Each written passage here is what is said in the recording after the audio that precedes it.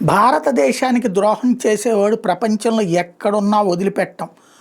అమెరికాలో ఉన్నా లేపేశాం, బ్రిటన్లో ఉన్నా లేపేశాం, కెనడాలో ఉన్నా లేపేశాం. కాకపోతే గుర్తు తెలియని వ్యక్తుల లేదా వాళ్ళ గ్రూపుల కిరాయి హంతకులు ఎవరో చంపేస్తారు. అట్లాగే పాకిస్తాన్లో నిరంతరం ఈ నెలలోనే 5గురు పోయినటువంటి చూసాం. ఇదే కాకుండా అరెస్టులు కూడా దుబాయ్కి వెళ్ళి మరీ అరెస్ట్ చేసాం, మయన్మార్కి వెళ్ళి మరీ భారత వ్యతిరేక తీవ్రవాదులను అరెస్ట్ చేసాం. ఇప్పుడు నార్కో టెర్రరిస్ట్ షేరాని ఎన్ఐఏ అరెస్ట్ చేసింది ఇక్కడ కాదు. వాడు ఈ దేశంలో డ్రగ్స్ని అమ్ముతా విదేశాల నుండి తీసుకొస్తూ విదేశాల నుండి డ్రామా నడుపుతున్నాడు. వాడిని అక్కడికి ఎక్కడ పోర్చుగల్లో ఉన్నాడు. పోర్చుగల్లో ఉన్నవాడిని మన ప్రభుత్వం పోర్చుగల్కి చెప్పి ఆల్రెడీ పోర్చుగల్కి మనకి మధ్యన ఒప్పందం ఉంది. దాని ద్వారా వాడిని అక్కడ పట్టుకుని భారతదేశానికి అప్పగిస్తున్నారు. 2020 నుంచి పరారీలో ఉన్నాడు వీడు. ఈ షేర్ అనేవాడు వీడు తీవ్రవాద సంస్థలతో కూడా సంబంధాలు ఉన్నటువంటి వాడు.